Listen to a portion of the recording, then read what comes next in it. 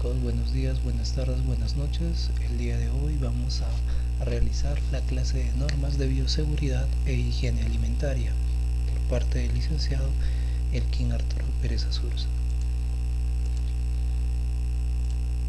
¿Qué es la higiene y manipulación de alimentos? Pues la vamos a considerar como una técnica que nos permite darle el correcto manejo higiénico a los alimentos. ¿Cuál es el fin de este proceso o esta técnica? Pues que lleguen los alimentos en condiciones inocuas, es decir, que no causen ningún daño al consumidor final. ¿Qué es contaminación de un alimento? Es el contacto de algún alimento con algún microorganismo o sustancia patógena. Y profesor, ¿qué es lo que contamina el alimento? Pues es muy fácil, lo que contamina son las sustancias contaminantes. ¿Y cuáles son esas sustancias contaminantes? Los microorganismos tales como las bacterias, virus, hongos o moho, los productos químicos como los desinfectantes, los limpiadores y residuos tales como tierra, madera o metales o inclusive el barro. ¿Y cómo llegan estas sustancias a los alimentos? ¿Cómo es que se da ese contacto? Pues se va a dar por medio de quien lo prepara.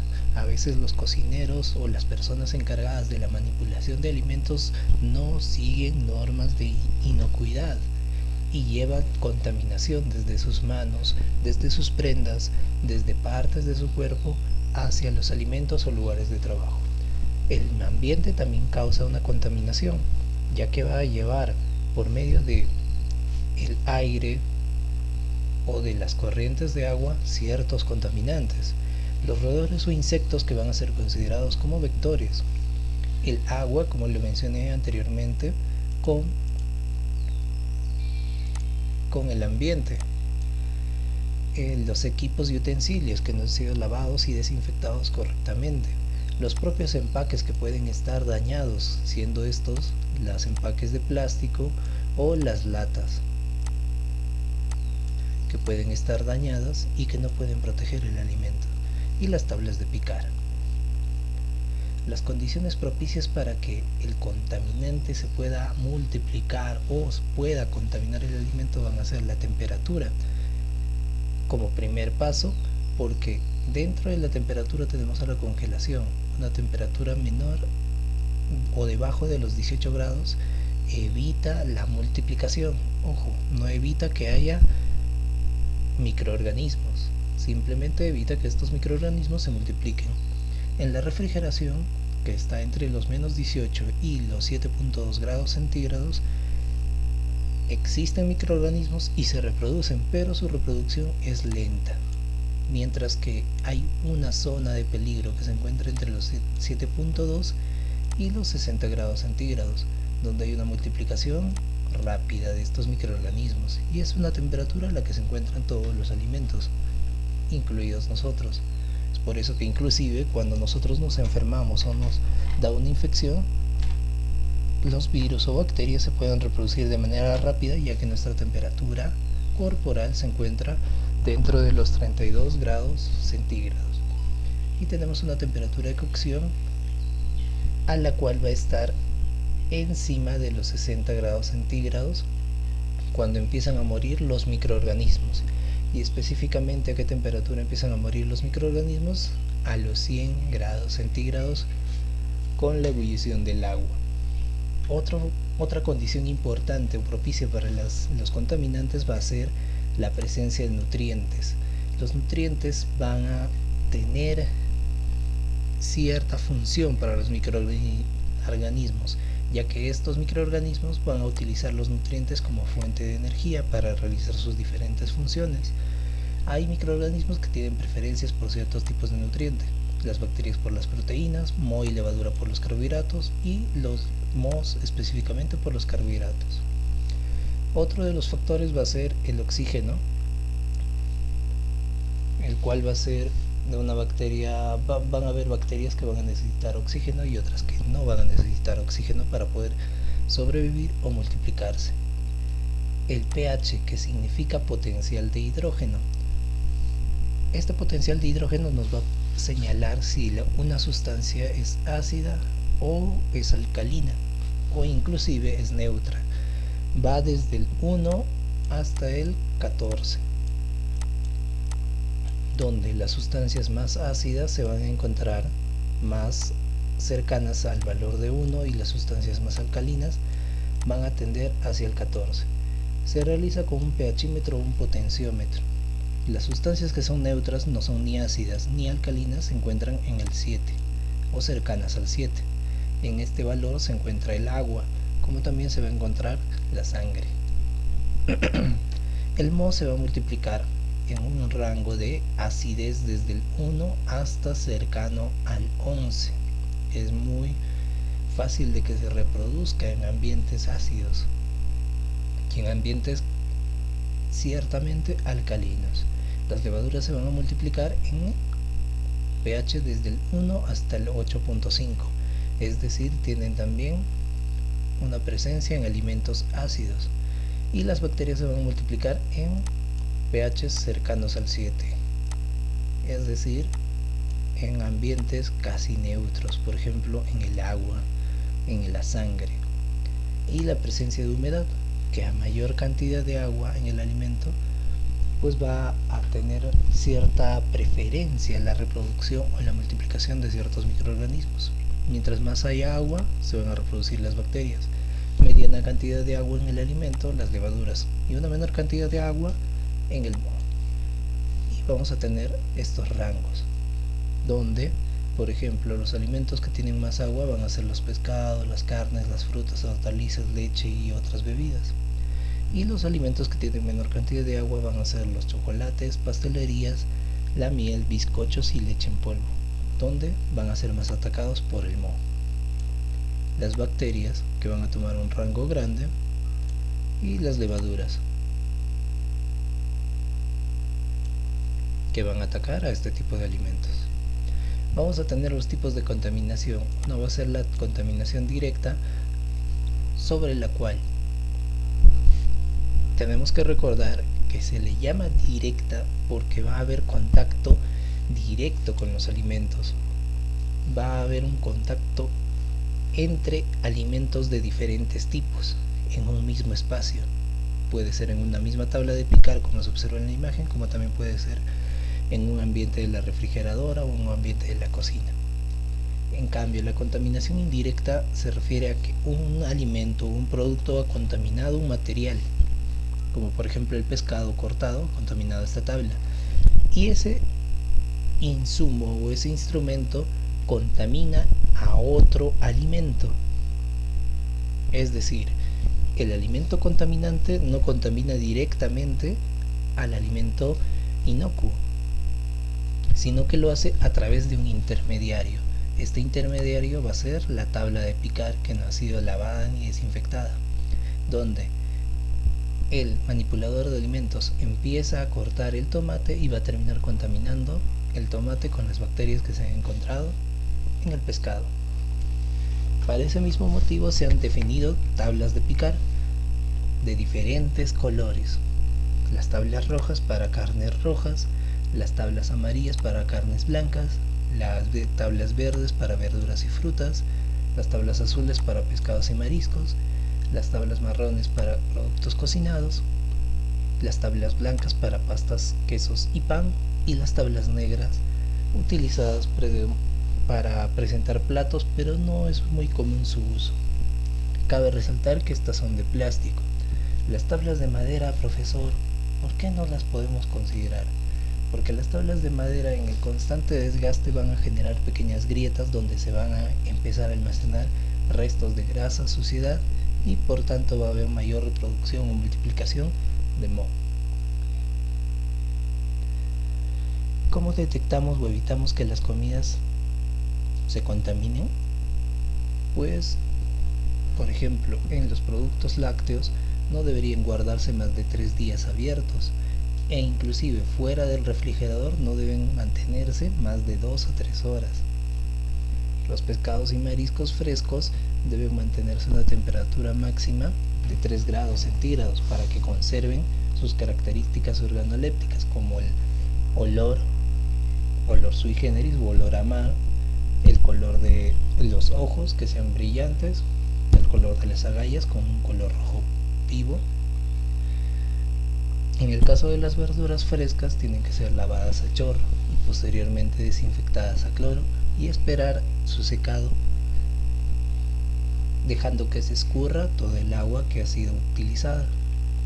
Las comidas enlatadas, por ejemplo, en las latas, debemos evitar el comprar las latas abombadas que tengan un daño evidente, que estén oxidadas o tengan pequeños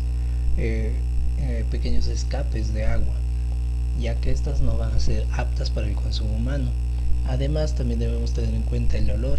No deberían desprender ningún olor, menos un olor desagradable, y al momento de abrirlas, pues no deberían estar expulsando o tener presencia de algún tipo de espuma. Y claro está, tener en cuenta la fecha de vencimiento. Las carnes tienen que estar congeladas y deben descongelarse lentamente para poder iniciar la preparación. Descongelarse a temperatura ambiente. Una vez que se han descongelado, no se deben volver a congelar, ni tampoco se debe ingerir cuando no se ha cocido correctamente. Jamás debemos romper la cadena de frío, es decir, lo anterior mencionado se refiere a que una vez que hemos congelado el alimento, lo descongelamos, debemos iniciar la preparación. No debemos volver a congelar, ya que esto va a alterar las características organolépticas del producto, como el olor, el sabor, la textura e incluso la presencia de bacterias va a aumentar. Claro está que no se van a reproducir, no se van a multiplicar, pero va a haber una mayor cantidad de bacterias por el proceso de descongelamiento.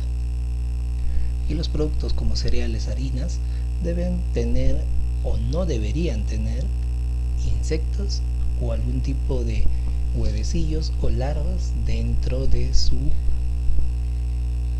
empaque de almacenamiento. Ahora bien, vamos a hablar sobre las toxinfecciones alimentarias.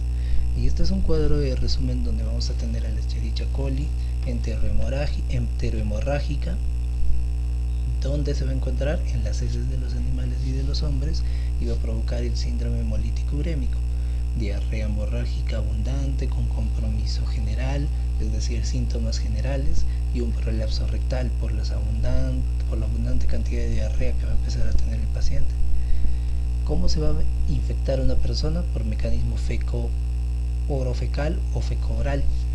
¿Y qué quiere decir, profesor, esto?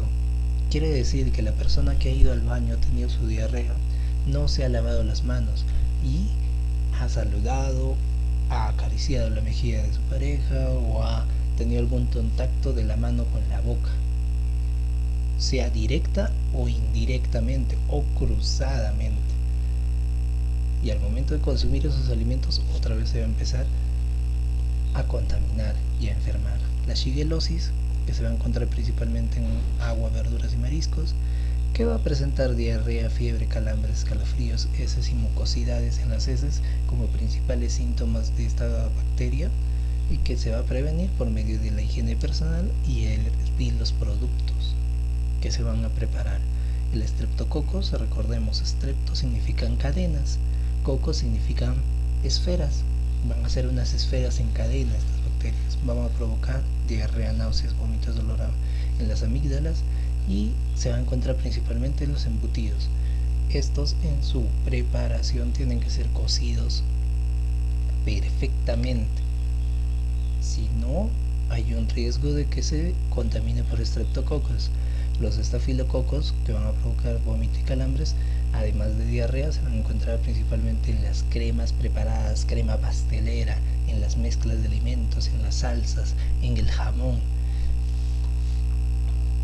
¿Qué es lo que debemos prevenir? Pues las heridas cutáneas, las infecciones respiratorias, las heridas supurantes.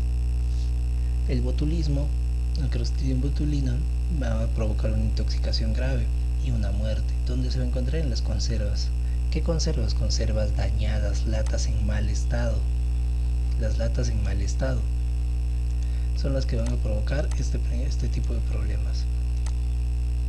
¿Qué debemos hacer? Hervir las verduras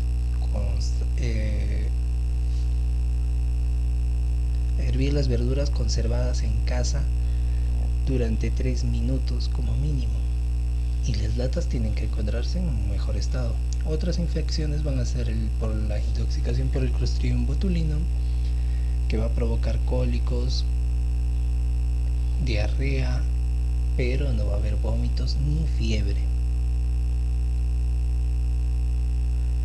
¿Dónde lo vamos a encontrar? En el intestino de los animales, suelo, en las carnes cocidas, en las salsas y sopas. La prevención: vamos a utilizar educación sanitaria en manipulación de alimentos, principalmente al utilizar o al limpiar los alimentos que vengan de las vísceras de los animales.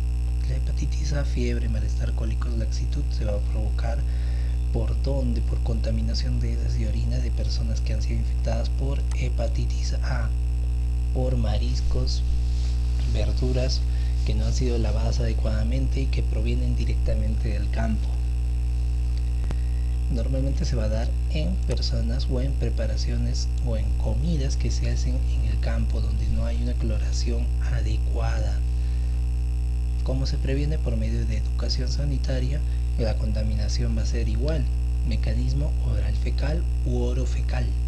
La fiebre tifoidea también se va a dar por mala cloración del agua, del ambiente, del medio ambiente de la comunidad.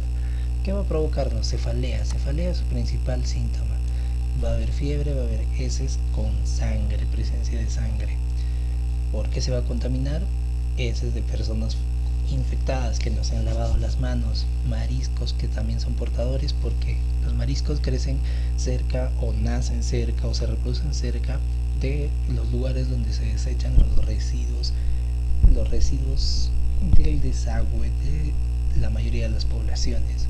¿Con qué vamos a evitarlas o prevenirlas? Con educación sanitaria, lavado de manos, evitar el mecanismo fecal oral por medio de la adecuada manipulación de alimentos. La intoxicación por organofosforados va a provocar náuseas, vómitos, diarrea, visión borrosa y convulsiones. Es decir, los alimentos que han sido tratados con plaguicidas para evitar su destrucción, pues tienen que ser lavados, un lavado prolijo de frutas y verduras, y mantener los plaguicidas alejados del almacén de alimentos. Intoxicación por mercurio, que va a provocar hidragismo con daño cerebral, que es irreversible y con efectos teratogénicos, es decir, que van a nacer los pequeños con diferentes malformaciones somáticas corporales. Los peces y mariscos contaminados, o algún tipo de producto alimentario que venga del agua que ha sido contaminada por este tipo de metal pesado. Consumo moderado de mariscos y pescados es la principal medida para evitar esa contaminación. ¿Qué más? La higiene y manipulación de alimentos los vamos a dividir en dos. Primero, limpieza y desinfección son los que van a determinar el concepto de higiene. ¿Cuál es el objetivo? Eliminar gérmenes. ¿De dónde? De las superficies del ambiente y del equipo. Ojo, superficies del ambiente que se utiliza, como también superficie de los alimentos. La limpieza, ¿de qué va a estar compuesto? ¿Cómo se va a aplicar? Por medio del uso del detergente. Y la desinfección por el uso del desinfectante. Vamos a dividirlo en dos, y estos dos, limpieza y desinfección, van a tener sus prepasos. El prepaso de la limpieza va a ser la prelimpieza, donde vamos a eliminar la suciedad grosera de la superficie. Esa suciedad grosera es la que podemos observar, que es gruesa, que podemos eliminar por medio de procesos físicos, como el sobar, el rascar, el arrastrar. Y la limpieza principal, que va a ser la separación de la grasa y suciedad empleando el detergente. Una vez que hemos retirado toda esa suciedad grosera, va a quedar una mancha. Esa mancha es grasa, la vamos a eliminar por medio del uso de un detergente. Y el enjuagado, para eliminar la suciedad disuelta que se ha mantenido adherida al detergente, pero que se mantiene en la superficie. Entonces, con un enjuagado se elimina.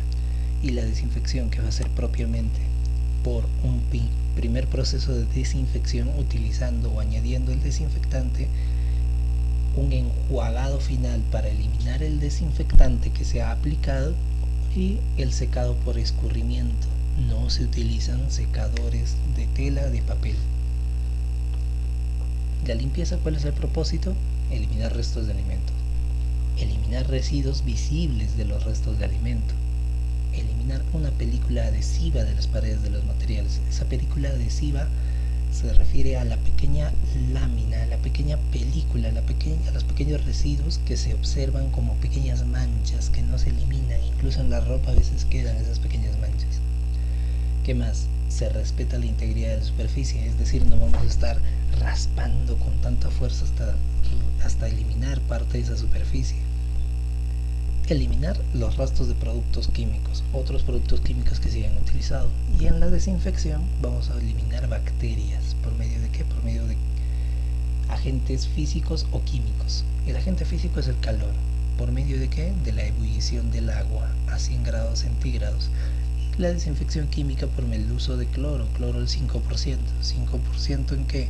En agua potable, por ejemplo, destinada a las bebidas, vamos a utilizar 2 gotas de agua por cada litro de agua, 2 gotas de cloro. Desinfectar verduras, una cucharadita en 1 litro de agua. Una vez lo colocamos ahí las verduras durante 3 minutos a 5 minutos, sacamos y enjuagamos con agua segura. ¿A qué se refiere agua segura? Es el agua que ha sido potabilizada, le hemos agregado las 2 gotas de lejía o de cloro al litro de agua, y esto, una vez que lo hemos mantenido durante media hora a 1 hora tapado, lo vamos a hervir, lo vamos a someter a ebullición. Una vez el agua ha hervido, se va a dejar enfriar, y a esa agua que se ha dejado enfriar se le va a considerar como agua segura. Para desinfectar utensilios vamos a utilizar 2 cucharaditas de cloro en 1 litro de agua y enjuagamos con agua segura. Desinfectar superficies y pisos, utilizamos 2 cucharaditas para cada litro de agua, pero no enjuagamos, dejamos que se evapore el cloro, porque el cloro se evapora. Claro está que no debemos estar en ese ambiente, porque si no vamos a respirar el cloro. La frecuencia de desinfección, pues para la desinfección y limpieza diaria se utiliza dentro de los utensilios, mesas, tablas de picar. Y la limpieza diaria y desinfección semanal es en paredes, ventanas y techos. Ojo, limpieza diaria, eliminación grosera de la suciedad. Y desinfección para deshacernos de las bacterias es semanal. Esto se hace con el fin de evitar que aparezcan vectores sanitarios tales como los mosquitos, los roedores menores, roedores mayores, cucarachas o piojos en el personal. ¿Por qué nos interesan estos vectores? Porque causan molestias en el ser humano, difunden enfermedades que se pueden evitar, ocasionan pérdidas económicas porque destrozan alimentos, materiales y muchos más alimentos de lo que consumen. Se puede decir que todo lo que estos vectores destruyen de alimentos en un año se puede alimentar a más de 33 millones de personas durante un año completo en el mundo. ¿Y qué condiciones debe cumplir el manipulador? Porque nos falta hablar de él. Pues tiene que tener un examen médico preocupacional antes de trabajar, una consulta médica cada vez que se sospeche que se ha contaminado, que tiene síntomas, cada vez que tiene fiebre, dolor de cabeza, diarrea, tiene que ir al médico para que le puedan dar su tratamiento antes de que lo incapacite por bastante tiempo. Realizar un examen bacteriológico mínimo 1 vez al año. ¿De qué? Examen de heces, examen de frotis del seno unguial, examen de frotis nasofaringio, que en algunos casos se realiza, en otros no. Ahora por el COVID sí se realiza el frotis nasofaringio. Uñas cortas, sin barniz, ya que si son uñas largas se va a almacenar pequeñas partículas de suciedad en ese espacio. Y el barniz pues tiene metales pesados. Cuando un barniz es más brillante es porque contiene mayor cantidad de metales que pueden contaminar el alimento. La ausencia de afecciones cutáneas, heridas, Si tienen alguna herida, tienen que tapársela, cubrírsela. La toca, la cofia turbante es el protector o el gorrito del pelo. Y evitar el uso de joyas, ya que en las joyas también hay suciedad y también las joyas desprenden ciertos metales. No se debe fumar. Higiene personal incluye la bucal, el baño diario, requisitos de higiene personal y el lavado de manos, usando un cepillo para uñas, jabón, agua corriente, una toalla de uso, un dispensador de aire caliente. Muchas gracias, chicos.